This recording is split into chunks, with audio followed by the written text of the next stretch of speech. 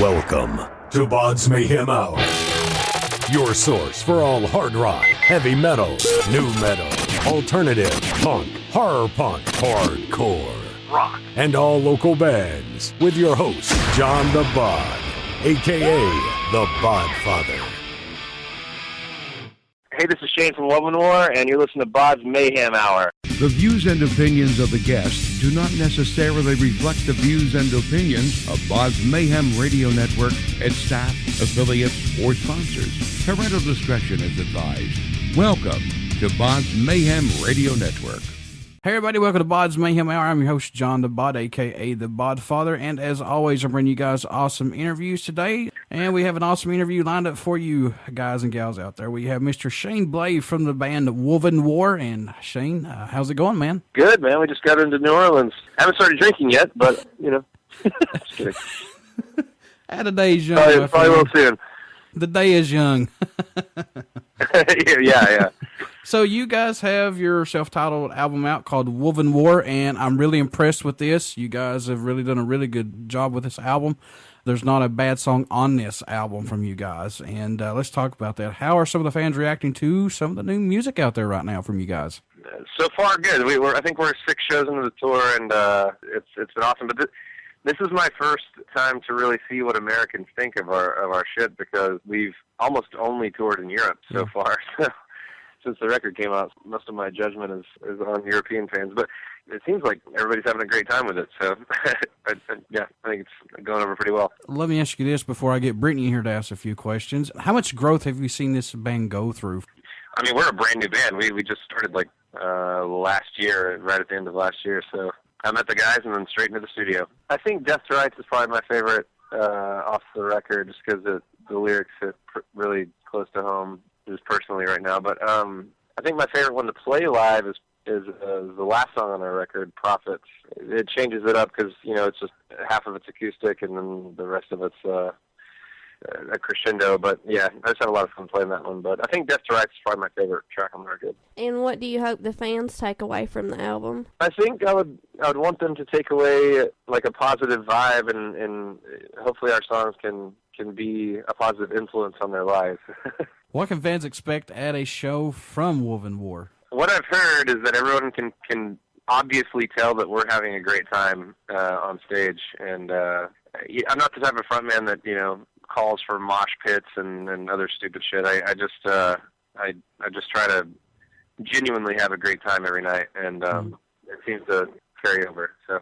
Shane, since joining the band and this new album that you guys have out, your guys' first self-titled album, the fans singing along to the music, how does that make you feel, man?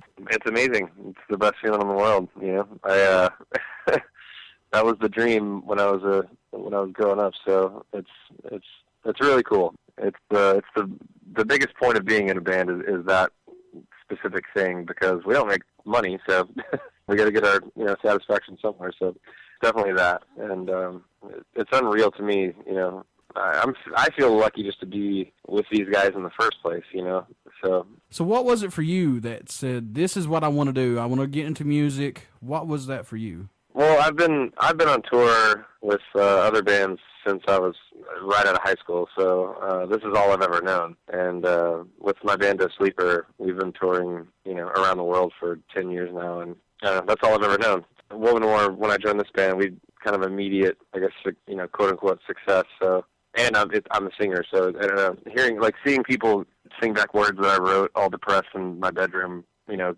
last year is just really cool. Especially when you're writing from your own heart and knowing that it came from you at that point in time, wherever you wrote it from, and hearing it, I mean, it has to be something amazingly beyond amazing. It's insane. I can't explain it. Yeah.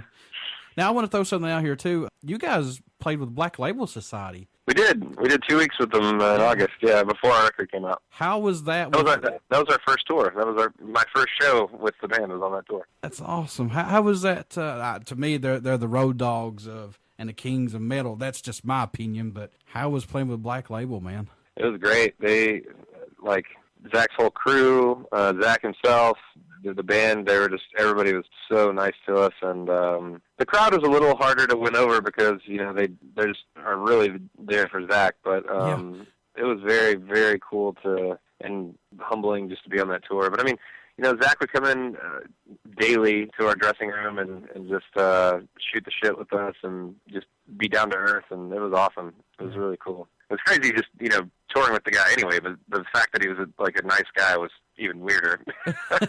Something that you couldn't even really imagine that would happen. Yeah, exactly. No way. And, you know, he came up with a nickname for me. He called me the Mountain, I think, the whole tour. It was awesome. Because I'm a big guy, but he kept calling me the Mountain. I thought that was so cool. I was like, Zach Wild gave me a fucking nickname? That's one for the book. Oh, well, I would say this, man. If Zach gave you a nickname, then welcome to the metal world. yeah. You know? So what do you think your band brings to the table for music? Wow. Well, hopefully a fresh perspective on what, like, you can do over, you know, heavy music. I tried to take all this heavy shit that the band had written and try to write, like, clean vocals over it, and hopefully, like, that translates. Hopefully just a fresh, like, rock and roll start. Shane, since it's the digital age, do you think it's helped out WOVENWAR to get your music out there even more?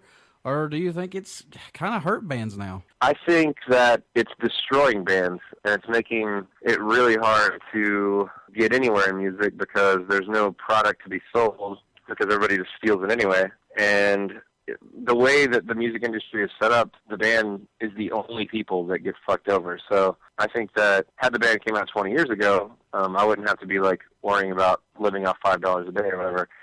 But since it's not, I do. So, yeah, I think that it's just, I think it's complete bullshit right now that for some reason a song isn't worth $1. And it baffles me that people bitch and complain about having to spend, like, over $10 for a record when the overhead cost of making that record is absurd, and the time put into each song is months.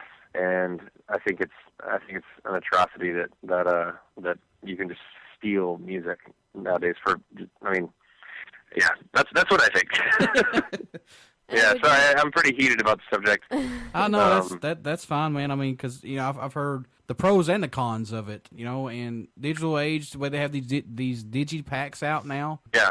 For some bands, that's the only way I can get it is by the digipack, is buying it that way, because where I'm in Eastern Kentucky, they just don't have their albums here, and it's sad. And Brittany can vouch on that one. You know, we have to order. Yeah. It's messed up, man. It is. It's yeah. I hate it, but this is what I do, so. Would you prefer festivals or clubs to play in? How about both? Our first shows were all, you know, well, we did the Zach tour, but then we went straight to Europe and did a bunch of festivals. And I know festivals are kind of impersonal, but they're also huge, and they make great pictures and all that shit. But my favorite shows are small clubs, no barricade. People are just sweating and spitting with me, and just the intimacy of that, you know. Small clubs with no barricades and rock and roll. That's my favorite shows. The old school way I see it. Because nowadays everything's so much security-wise, it's not even funny. And because of these idiots, that's what it's came down to. Yeah. Plus, just being a singer, it's a lot easier to sing in a sweaty, packed room than it is like a cold, you know, stadium. Right. What's your favorite band experience? Well, I met Nicolas Cage. That was one funny thing. I'm just kidding. That wasn't very cool. Yeah. I think my favorite experience was just being on tour with them Flames. They were the coolest people in the world, and we're still, like, great friends, and we're going back on tour with them. But they would prank us all the time and in our dressing room while we were on stage. But I don't know, just meeting those guys and just becoming great friends with them has been the best time of this band so far. Like I said, we've only been a band for less than a year, so right. And there's more shit to see. And since you guys have only been together such a very short time, I mean, you guys really taken off, you know? Yeah, hopefully. That's the plan. Does everybody in the band contribute to the songs, or is it just primarily you doing all the lyrics? Oh, no. I do, you know, most of the lyrics, but we all, like, everybody in the band writes the music side, so. Since you guys have only been out for a short time, have you guys received an email or fans coming up to you prior to a show or after a show and saying, hey, look, you know, your music's tremendously helped us out through a dark time or gave us inspiration? I mean, just like them singing the words back, that's it's unexplainable how that feels. But yeah, I've met a bunch of people that have come up to me and said that my lyrics helped them out, and that's, I mean, there's no way to explain that. It's great. It's unexplainable because it's a lot. You're immediately connected with that person. You know what they're going through. I don't know. It's just the world. It's awesome. What's been some of your favorite things about being on the road, if any? Just meeting new people and then meeting new bands and getting to know, new bands. And like right now we're with Periphery, and they've been good friends of mine forever, and now we just get to hang out and drink every night and party down. But yeah, just meeting new people. I like I said, I've been on tour since I was like 18, so that's one of my favorite things to do anyway, is just meet new people. So that's definitely the coolest thing. And see everywhere. Okay. Right now I'm sitting in Bourbon Street, watching all the Cajuns get drunk off of hand grenades. It's great. That's awesome. I would love to go to Bourbon Street. I'd love to go to Louisiana, period.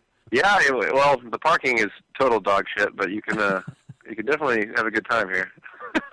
How much is writing a release for you? I think it's just necessary because that's what I've been doing since I was right out of high school. So, you'll go through a phase where you'll be writing all the time, and you'll have a lot to write down, to talk about, and then you get in the touring phase where you just get to celebrate all that for a while, and then the need to do that creeps back in, a couple months later, and then you just have to.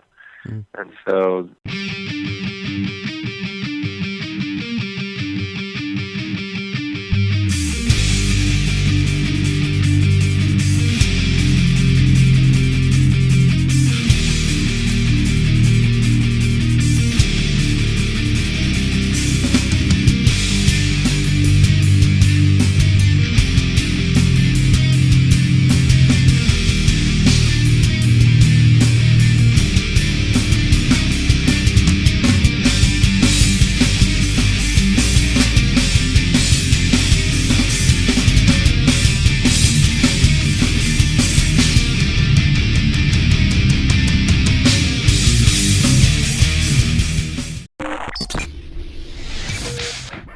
You're listening to BODS Mayhem Hour. Follow us on Facebook, Twitter, and Instagram.